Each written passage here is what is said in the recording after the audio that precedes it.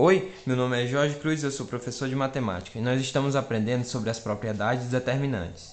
Nós já vimos aqui oito propriedades nos vídeos 1 e 2, né?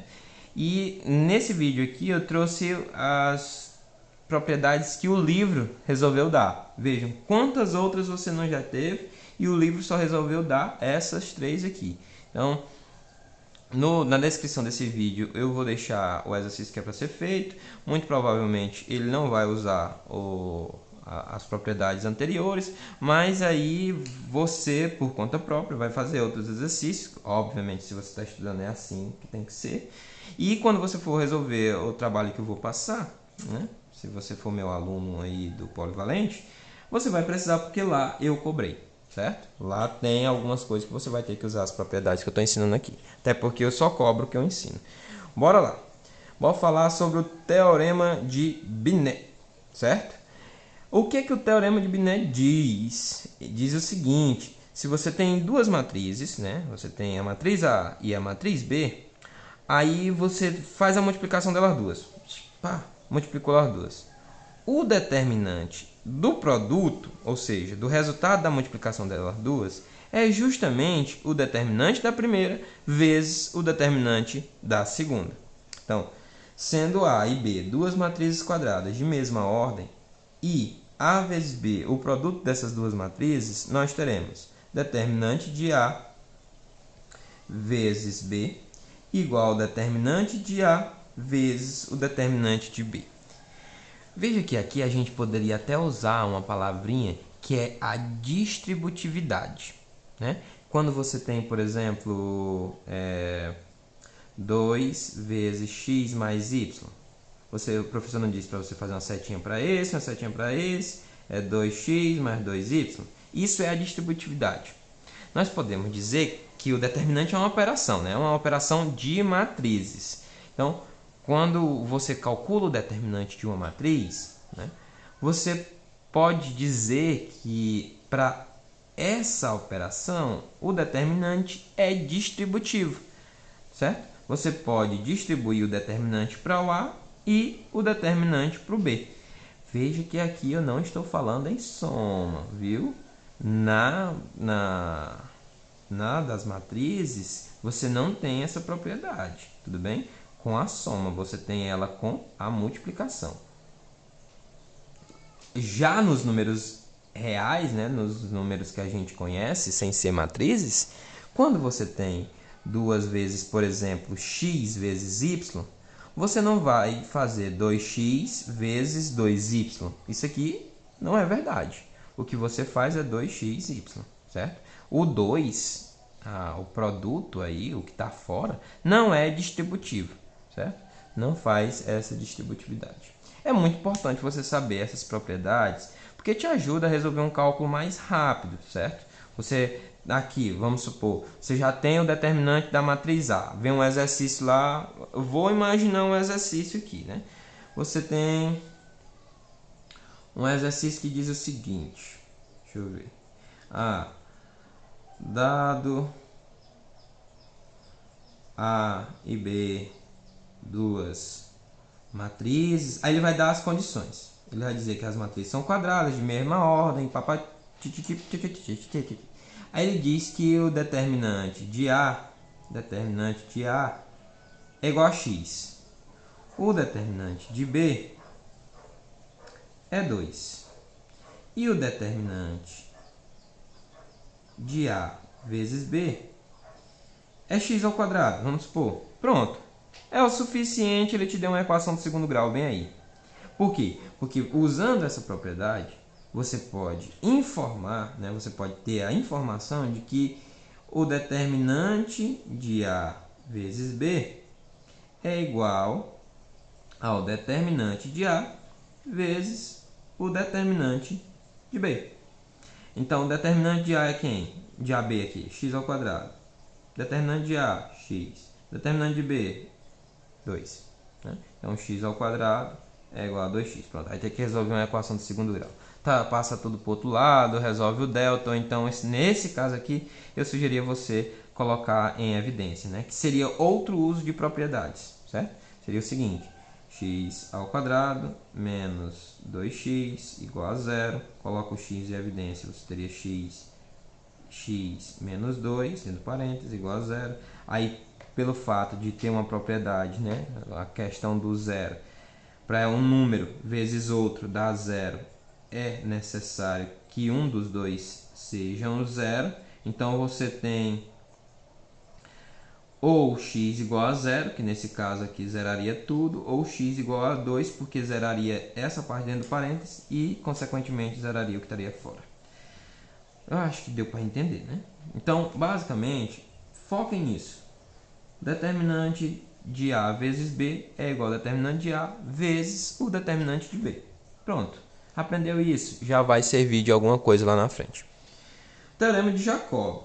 Olha o que o teorema de Jacob faz. Veja só. Ele vai dizer que se você tiver, né, uma linha ou uma coluna sendo combinação de outra, os determinantes não mudam. Vejam só, veja o que eu quero dizer. Olha só, 2 vezes 5 dá 10, aí menos 1 vezes 3, menos 3. Menos com menos dá mais, então fica 10 mais 3, certo? Então é 13. Determinante dessa matriz aqui é 13. Quando você faz isso aqui, olha o que acontece. 0 vezes 5 dá 0, menos 1 vezes 13, menos 13. Aí 0 mais 13 dá 13. Olha, o determinante é igual. Por que isso aconteceu? Nesse caso, por que está acontecendo isso? Porque essa linha aqui, essa primeira linha dessa segunda matriz, ela é a multiplicação dessa aqui por 2 somada com a de cima. Olha só. Vamos multiplicar essa com essa linha e somar com a de cima. Vai ser esse o movimento. 2 vezes menos 1, menos 2. Menos 2 mais 2, 0. 2 vezes 5, 10. 10 mais 3, 13. Então, nesse caso, o que a gente está fazendo é combinando duas linhas para dar outra, certo? Olha, isso aqui, esse teorema de Jacob, com certeza é o teorema que você precisa compreender bem para que você entenda o assunto de sistemas, que é o que a gente vai chegar lá na frente, certo? Nós fazemos o caminho de matriz determinante para aprender a resolver sistema de equações. Então, você saber que pode manipular linhas, filas, sem alterar o resultado, é importantíssimo para você resolver um sistema, para você garantir que o resultado do sistema não mude. Olha, você já faz isso, eu tenho certeza. Se você é meu aluno, com certeza você já fez isso, pelo menos nos exercícios passados, né, que eu pedi para vocês entregarem. Com certeza vocês fizeram isso, resolver um sistema. Aí lá estava 2x mais y igual a 3, vamos supor. X menos y igual a 1. Suposição, né? Estou supondo. Então, o que você faz para resolver esse sistema? Você faz uma soma, né? Você não soma 2x com x, dá 3x. Aqui você não elimina, e aqui não dá 4. O resultado é x igual a 4 sobre 3. Exatamente, pronto. Você somou essas duas.